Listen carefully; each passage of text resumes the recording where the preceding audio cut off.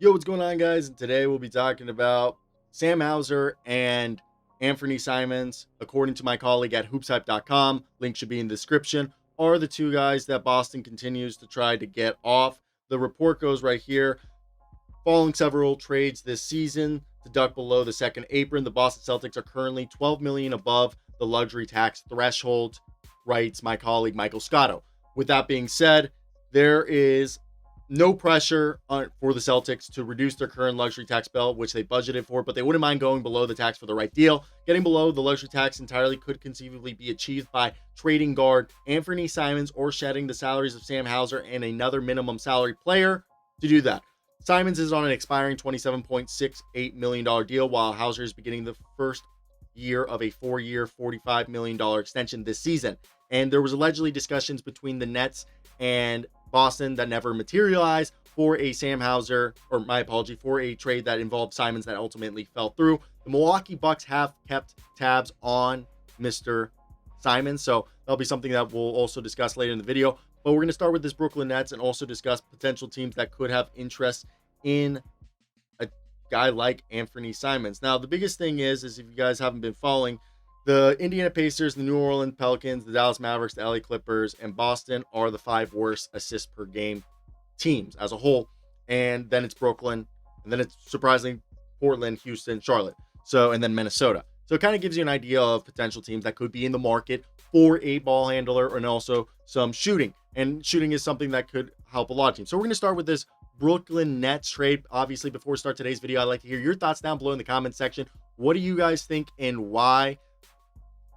Which team should be in the market for an Anfernee Simons trade? Let me know. And same thing with Sam Hauser, which we'll touch on a bit. I think Sam Hauser is going to be someone that if it's a team that really, really is looking to, I guess the best way to put it is get some three-point shooting help and has some expendable contracts, then that could be a team that may as well be interested in a Sam Hauser acquisition. But we're going to start with Anfernee Simons and talk about that and get into a bit of the Sam Hauser stuff later. So the Brooklyn Nets, if they were going to do that, again, I think it's just going to be a culmination of salaries that are expiring or salaries that, and again, draft capital won't be mentioned, but you guys can tell me the draft capital that would be included. And Boston has some that they can include, which I think they could entice, where it's like, I really think it would have to be like a Haywood Highsmith, unless it's like a Jalen Wilson or a Tyrese, I almost said Tyrese Martin, that could be, I think any deal would have to be something. And obviously this deal, the problem right here, they're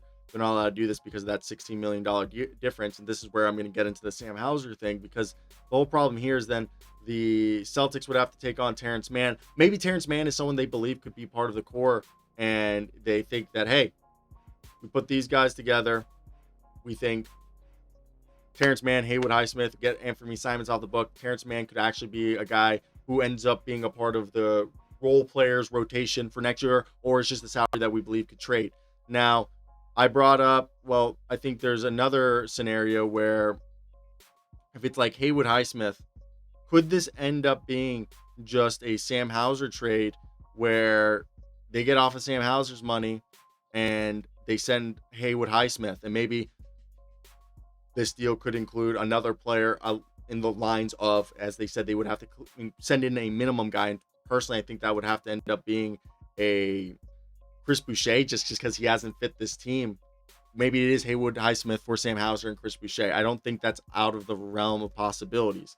Now, the Bucks, I know they're looking at DeMar DeRozan, but if they don't get DeMar DeRozan, and I think the point guard situation has been rather good, the idea would be a Kevin Porter and Bobby Portis. I don't think they're going to trade Kyle Kuzma in this situation, because I think Kyle Kuzma with Anfernee Simons, Giannis Antetokounmpo, Miles Turner, Cole Anthony, and Ryan Rollins actually affects them very well, while this Kevin Porter Jr. is really just a one-year deal. And then Bobby Portis, yes, he has a few more years, but he gives them some size. Now, the problem right here, it says the Bucks would have to include another contract, the Bucks would have to include another contract to get this deal done. And if that were the case, I wonder if it would be a guy like a Gary Harris, while the Celtics would then try to maybe toss in a minimum guy like Xavier Tillman, who's just really not been a part of the rotation, and then they walk away. Yeah, they gave up Bobby Portis.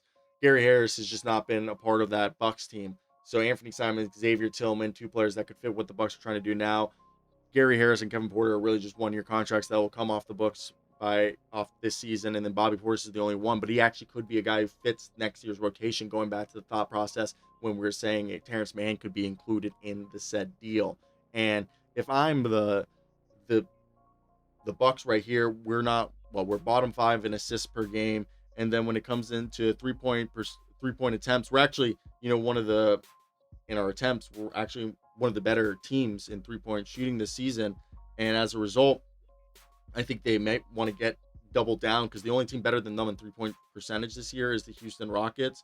And I think they might be up there number 1 in total 3-pointers made. So the Milwaukee Bucks are third in 3-pointers made. So they're a team just willingly understanding the assignment. We need to jack up threes. And I think trading out 3 players the only one you're really losing Bobby Portis, but you're putting in Simons, who obviously isn't like a great defender or anything, but you're still keeping all the other defensive pieces that are there that would allow them to maximize this roster and maybe have a bunch of 3-point shooting that they wouldn't have initially imagined. So that's one that I just look at right here. And I think for the Milwaukee Bucks, they're interested in DeMar DeRozan already. This situation kind of works, and we'll talk about DeMar in a bit. But I think with that, it's a very interesting thing. And with DeMar, I think he's someone that they would try to go for first because maybe he fits what they already have with Ryan Rollins and Cole Anthony being the guards. And then they would use this similar package of Gary Harris, Kevin Porter Jr., and Bobby Portis for DeMar. But this could be the fallback plan. Now, if we go on to the other teams that we were discussing, the Pacers have been a team that maybe they're looking at Jonathan Kuminga. I think the whole problem there is that they would want to move maybe one of the contracts that they weren't trying to keep around. And as you look at that situation, I just don't see them being legitimate suitors for a Anfernee Simons. Portland, I know they had already done that deal earlier, and they're not going to be trading back for Anfernee Simons. Maybe they help facilitate that, but that's just not going to be something that truly happens. Orlando was someone that I was thinking maybe if the whole acquisitions didn't work out, and it could be a combination of a Jonathan Isaac, and at this point I just don't know who that other contract would be. And it's just like the deal I originally always thought would be something, but I don't think the Celtics would want to take that Jonathan Isaac money back. And the whole other problem would be that the Magic would need to be throwing in another contract, which would have to be along the lines of like Wendell Carter or Gogo Batazde. It's just not one that I think is feasible, and there's just too much contract moving around or salary gymnastics that would need to happen. And any deal with the Wizards, the players that they would probably trade, like a CJ McCollum or a Chris Middleton, is just too much salary going around. Now, maybe they want to see if they could get themselves DeJounte Murray, but he's more expensive. And would that really be someone that they would be trying to trade for? And the problem with the Pelicans is they're hard capped, so they would have to literally send more money. And that goes again, which would have to be sort of this insane deal that just can't happen as a result of the Celtics needing to put up 3.1 million exactly right there, which would you then see if they are trying to dish out a Sam Hauser, and then if you send Sam Hauser, they're gonna have to include a salary, which in this situation, is it a Kevon Looney or a Saddiq Bey? Saddiq Bey wouldn't be like the end all be all terrible, but like that's how it would have to look around. And would the Celtics really want to take a flyer on DeJounte Murray? That's just where I think it becomes difficult. Now, if the Timberwolves really become desperate for another ball handler and looking for people, I think you can stack the contracts of Dante DiVincenzo with Mike Conley. That brings you to 22.7, and they're just short of that. And maybe it is they throw in a Leonard Miller. You have the Celtics maybe throw you back in this scenario, Chris Boucher, because he's on a minimum. I think that deal wouldn't work because we just threw in Chris Boucher. But I think before Boucher was thrown in, I think it actually works for the Timberwolves. But no, it doesn't work because the Timberwolves are still 2.6 over. And I think let's throw in Chris Boucher, because if it has to be players that are like at the bottom of the roster, Chris Boucher, and then Joe Ingles is someone that I thought they would want to keep. Now, somebody would be like, would they maybe instead of sending a Leonard Miller, all right? Or maybe they do keep a Leonard Miller in here, maybe, but like I just find it hard to have, because this is the whole Rob Dillingham situation now, and would this include Sam Hauser? But the money, because now you're taking on an extra year. Dillingham is not a problem in this scenario because of what you would be bringing, but you couldn't keep Hauser in this deal, or you couldn't include Hauser in this deal, as it would just require them just adding a bunch of end of the bench contracts that I just don't think. I mean, maybe it does work, and they end up keeping Joe Ingles. You could do, and this just feels just so ridiculous already. Yeah, I just don't think they would have to cut back. So they have to cut $3.8 million, and we've just included all the minimum contract that one could imagine being implemented in some sort of deal like this. And I just think they value a lot of their players to a point where they just wouldn't do something like this. Okay, so hypothetically, to get this deal done, I mean, Jalen Clark or Terrence Shannon, I feel like out of the two, man, we'll throw in Jalen Clark, even though like I think Clark might be better.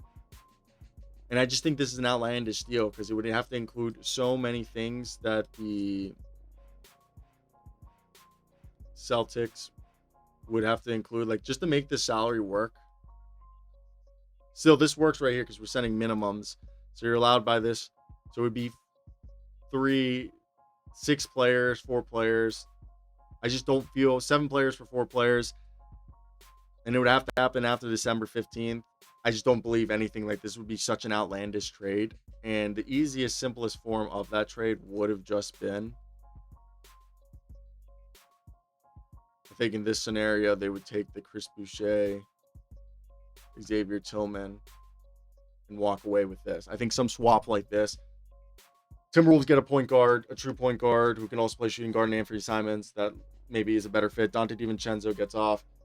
I would want them to keep him. There's just no other way of doing this deal. They get Xavier Tillman and Chris Boucher's front court depth. The sweeteners, Rob Dillingham, to take on all the salary, and they get below the second apron if you're the Boston Celtics. That's the whole purpose of making a deal like that happen. Just think it'd be a lot.